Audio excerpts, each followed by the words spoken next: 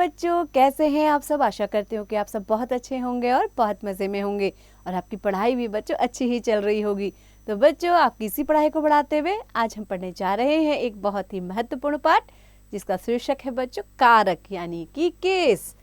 तो बच्चों, कारक यानी केस क्या होता है, आइए जानते हैं। सबसे पहले बच्चों, आपको कुछ वाक्य दिए गए हैं, इन वाक्यों को पढ़ते हैं। देखिए, जैसे माँ चाकू आम काटा। अब मैंने इसको लिखा, माँ ने चाकू से आम काटा। दूसरा वाक्य दिया था बच्चों, मानव बस दिल्ली गया। उसके आगे लिखा है मानव बस से दिल्ली गया। अगला लिखा है रिया कपिल खाना लाई। तो उसके आगे लिखा है बच्चों, रिया कपिल के लिए खाना लाई।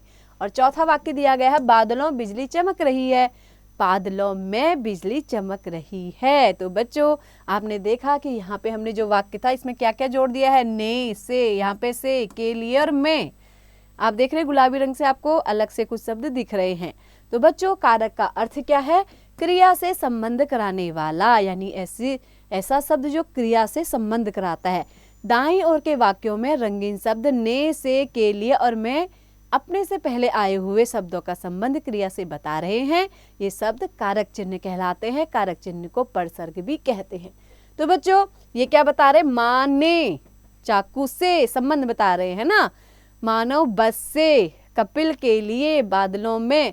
तो बच्चों, ये सारे चिन्ह क्या है, कारक चिन्ह, और इन्हीं को हम क्या कहते हैं, परसर्ग भी इसका दूसरा नाम है।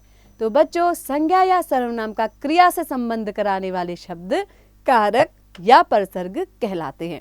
बच्चों, ये इसकी परिभाषा थी। तो कारक किसे कहते हैं, आप सभी को ये परिभाषा याद कर लेनी है बच्चों। आइए अब देखते हैं कारक चिन्ह परसर्ग यानी कि केस साइन को। प्रायः कुछ शब्दों का प्रयोग संज्ञा और सर्वनाम का संबंध क्रिया के साथ कराने के लिए किया जाता है। इन शब्दों को कारक चिन्ह कहते हैं। जैसे लक्ष्मण ने तलवार से शूर्पणखा की नाक काटी। इन वाक्यों में बच्चों जो रंगीन शब्द दिए गए ने, से और की क्या है, कारक चिन्ह है। अब हम जानते हैं बच्चों कारक के भेद यानी कि काइंड्स ऑफ केस। बच्चों, कारक के निम्नलिखित 8 भेद होते हैं। भेद और उनके चिन्ह परसर्ग इस प्रकार से हैं। तो देखिए कौन कौन से कारक है, उसका अर्थ क्या है और उसका कारक चिन्ह या परसर्ग क्या है। तो सबसे पहले देखते हैं बच्चों कर्ता कारक। इसका अर्थ होता है क्रिया को करने वाला। इसका चिन्ह क्या है बच्चों, परसर्ग ने। ऐसे ही अगला है कर्म कारक, जिसका अर्थ है जिस पर क्रिया का प्रभाव पड़ता है। इसका जो कारक चिन्ह है को। अब देखिए अगला है करण कारक, जिसका अर्थ है क्रिया का साधन। इसका चिन्ह है से के द्वारा। अगला है बच्चों संप्रदान कारक, जिसका अर्थ है जिसके लिए क्रिया की जाए। जिसका चिन्ह है को या के लिए। अगला है बच्चों अपादान कारक, जिसका अर्थ होता है क्रिया यानी जिससे अलग होने की बात बताई जाए। इसका कारक चिन्ह है से। अगला है बच्चों संबंध कारक, जिसका अर्थ है जिसमें संज्ञा या सर्वनाम का संबंध दिखाया जाए। इसका कारक चिन्ह है का, के, की, रा, रे, री या ना, ने, नी।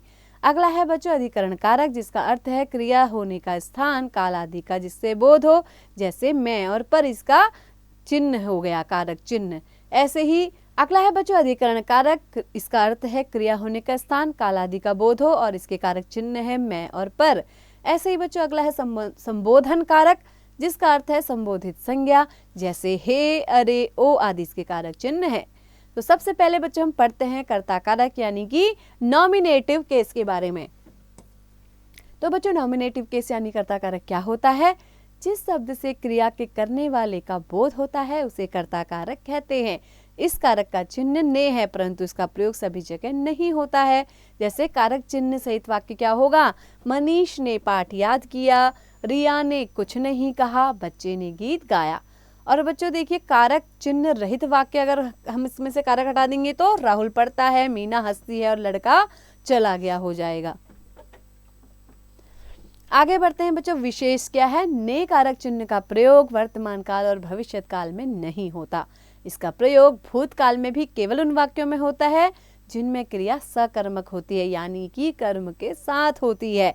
यदि भूतकाल की क्रिया अकर्मक है यानी कि बिना कर्म के है तो कर्ता के साथ ने का प्रयोग नहीं होता है। ये नियम आपको याद रख लेना है बच्चों।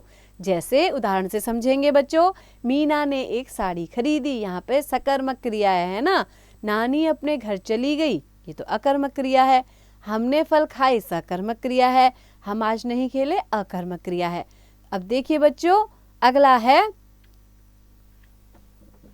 कर्म कारक यानी कि ऑब्जेक्टिव केस।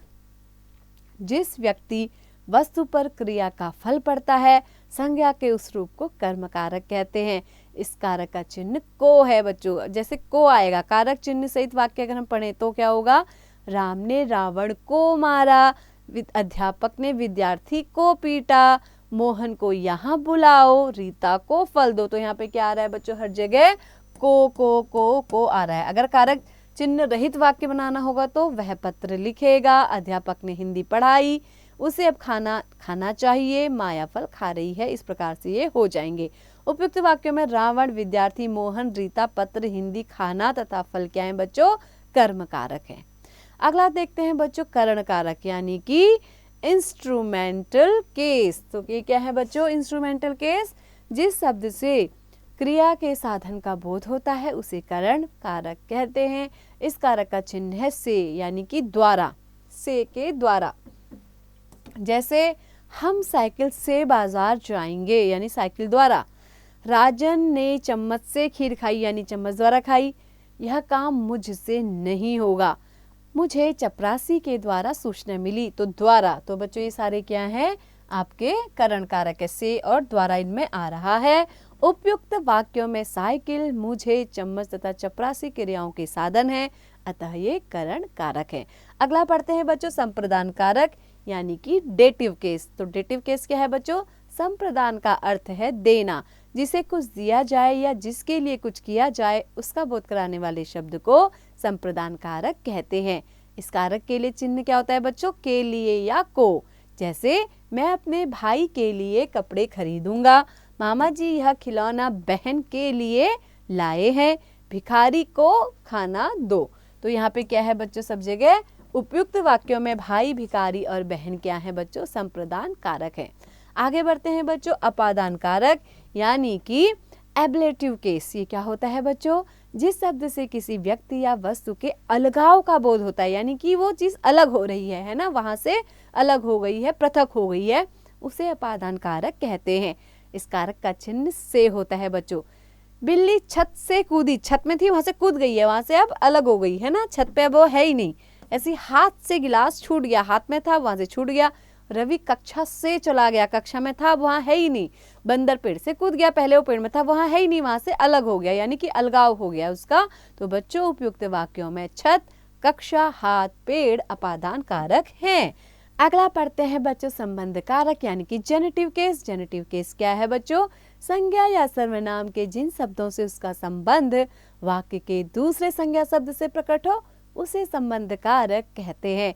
इस कारक का चिन्ह का, के, की, ना, ने, नी, रा, रे, री है। जैसे देखिए बच्चों उदाहरण दिए गए हैं। मकान की एक दीवार ढह गई, हमारा घर कानपुर में है, मेरी बहन 7वीं कक्षा में पढ़ती है, यह शिव जी का मंदिर है, वह मेरे भाई का मित्र है। बच्चों का, के, की, रा, रे, री या ना, ने, नी आता है तो वहाँ पे क्या होता है बच्चों? संबंध कारक होता है, जैसा कि आपने यहाँ पे देख लिया है ना बच्चों।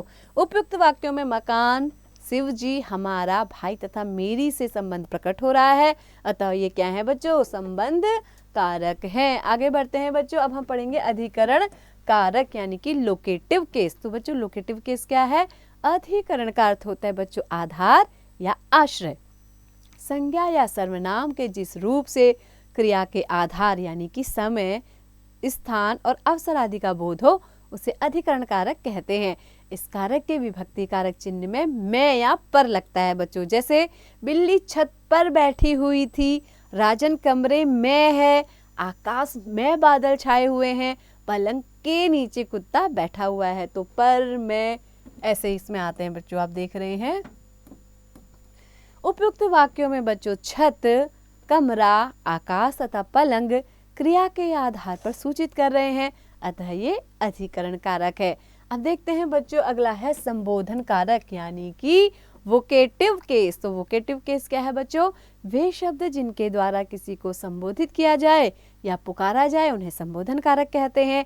इसमें कारक चिन्हों की आवश्यकता नहीं होती, इसका अपना स्वतंत्र अस्तित्व होता है। इसमें हे, हो, ओ, अरे का प्रयोग किया जाता है। जैसे हे प्रभु क्षमा करो, ओ राही तुम कहाँ से आ रही हो, बच्चों सदा सत्य बोलो, अरे तुम कहाँ जा रहे हो। तो बच्चों ये इसके उदाहरण थे, है ना। तो इनमें क्या है, इस प्रकार से हम विस्मयादि बोधक चिन्ह का प्रयोग या फिर हम क्या कहते हैं अल्प विराम कहीं पे इस तरीके का प्रयोग करते हैं। जैसे कभी कभी नाम पर जोड़ देके संबोधन कारक का प्रयोग करते हैं, जैसे विशु इधर आओ, कविता अब मेरी बात ध्यान से सुनो। कभी कभी संबोधन संज्ञा के साथ ना आकर अकेले ही प्रयुक्त होता है, जैसे अरे आप आ गए, अजी इधर तो आओ। याद रखिए बच्चों, संबोधन कारक सदैव वाक्यों के आरंभ में आते हैं और उनके बाद संबोधन चिन्ह या अल्प विराम लगता है। जैसे कि मैंने आपको बताया कि या ये वाला चिन्ह लगेगा या फिर अल्प विराम लगेगा। कौन कौन सा, विस्मयादि बोधक या अल्प विराम, इनका प्रयोग संबोधन के बाद किया जाता है। तो बच्चों आगे बढ़ते हैं। अब हम जानते हैं कर्म व संप्रदाय कारक में अंतर क्या है, यानी difference between objective and dative case. तो बच्चों क्या अंतर है, कर्म व संप्रदान दोनों ही कारकों में परसर्ग को का प्रयोग होता है, यानी वहां भी को का प्रयोग कर रहे हैं, यहाँ पर भी को का, इसीलिए इनकी पहचान करने में अक्सर हमें कठिनाई हो जाती है। बच्चों हमें ध्यान रखना है कि कर्म कारक में संज्ञा या सर्वनाम पर क्रिया का प्रभाव पड़ता है, लेकिन संप्रदान कारक में सर्वनाम को कुछ दिया जाता है। जैसे अब देखिए कर्म कारक का एग्जाम्पल देखते हैं, उसने मोहन को पीट दिया, मोहन को पीटा है। अब संप्रदान कारक में यह पत्र मोहन को दे दो, इसमें दिया जा रहा है ना। अब यहाँ पे क्या है, कर्म में इस आदमी को पकड़ लो, लेकिन वहां पे इस आदमी को रोटी दो, वहां कुछ दिया जा रहा है, तो देने वाले में क्या होगा, संप्रदान कारक हो जाएगा, है ना। तो बच्चों आगे बढ़ते हैं। अब देखिए करण व अपादान कारक में अंतर क्या है, यानी कि difference between instrumental and ablative case. तो बच्चों देखते हैं करण व अपादान, इन दोनों कारकों में कारक चिन्ह से का प्रयोग हो रहा है, यानी कि दोनों के चिन्ह से हैं। एक का अर्थ तो क्या है, केवल से, एक का अर्थ अलग होने से है, किंतु ध्यान रखना चाहिए कि करण कारक के चिन्ह से के द्वारा उसका साधन का पता चलता है जिससे क्रिया होती है, जबकि अपादान कारक का चिन्ह अलग होने का या दूरी के भाव को प्रकट करता है। जैसे उसने चाकू से सेब काटा, यानी कि उस साधन से काटा, तो यहाँ पे क्या है, करण कारक हो जाएगा। लेकिन पेड़ से पत्ता गिरा, वहां से अलग हो गया तो अपादान हो जाएगा। ऐसे ही कलम से पत्र लिखो, कलम से यानी उस साधन द्वारा कुछ काम किया जा रहा है, लेकिन जब अपादान होगा तो रमेश विनोद से अधिक चतुर है, वहां पे उससे क्या हो गया, उससे ज्यादा वो चतुर हो गया, तो यहाँ पे अलग होना या फिर दूरी को प्रकट कर रहा है। उन दोनों में क्या है, डिफरेंस है, दूरी है। आगे बढ़ते हैं बच्चों। अब देखिए कारक चिन्हों सहित शब्द रूप। तो सबसे पहले है पुल्लिंग शब्द, तो आकारांत का देखते हैं। आकारांत लड़का, आ रहा है ना बच्चों, आकारांत यानी जिसके अंत में आ आता है। अब इसका कारक देख लेते हैं, एक वचन और फिर बहुवचन में। कर्ता यानी लड़का, लड़के ने, लड़के, लड़कों ने। कर्म लड़के को, लड़कों को। करण, करण से या द्वारा, लड़कों से या के द्वारा। देखिए संप्रदान लड़के को या के लिए, लड़कों को या के लिए। अपादान लड़के से, लड़कों से। संबंध लड़के का के की और लड़कों का के की। ऐसी अधिकरण लड़के में या पर, लड़कों में या पर। संबोधन लड़के हे लड़के, लड़कों हे लड़कों, यानी एक वचन में आपको यहाँ दिखाई दे रहा है और यहाँ पे बहुवचन में दिखाई दे रहा है। ये सारे कारक है। अब हम स्त्रीलिंग शब्द यानी इकारांत लड़की के रूप में देखते हैं। कारक एक वचन और बहुवचन। तो कारक क्या, कर्ता कारक है। एक वचन में हम कहेंगे लड़की या लड़की ने, बहुवचन में कहेंगे लड़कियां या लड़कियों ने। कर्म कारक एक वचन में लड़की को, बहुवचन में लड़कियों को। करण कारक एक वचन में लड़की से द्वारा, बहुवचन में लड़कियों से या के द्वारा। संप्रदान में लड़की को या के लिए, बहुवचन में लड़कियों को के लिए। अब है अपादान कारक एक वचन में लड़की से, बहुवचन में लड़कियों से। अब है संबंध कारक, तो संबंध कारक में क्या हो जाएगा, लड़की का के की, ऐसे ही बहुवचन में जाएगा लड़कियों का के की। ऐसे ही अधिकरण में बच्चों, अधिकरण कारक का एक वचन लड़की में पर, बहुवचन में लड़कियों में पर। संबोधन में लड़की है लड़की, बहुवचन में लड़कियों है लड़कियों। तो आइए बच्चों एक बार इस पाठ का दोहराव भी कर लेते हैं। आपने अभी तक क्या क्या सीखा है बच्चों। संज्ञा या सर्वनाम का उस वाक्य की क्रिया से संबंध कराने वाले शब्द कारक कहलाते हैं। कारक का क्रिया से संबंध कराने वाले शब्द कारक चिन्ह कहलाते हैं।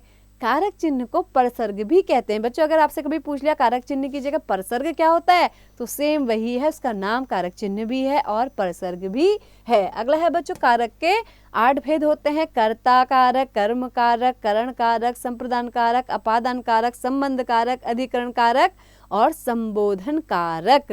संबोधन कारक सदैव वाक्य के आरंभ में आते हैं और उनके बाद संबोधक चिन्ह कैसे लगाया जाता है, विस्मय आदि और अल्प विराम अवश्य लगता है। तो बच्चों, आशा करती हूँ आपको ये पाठ अच्छे से समझ में आ गया होगा।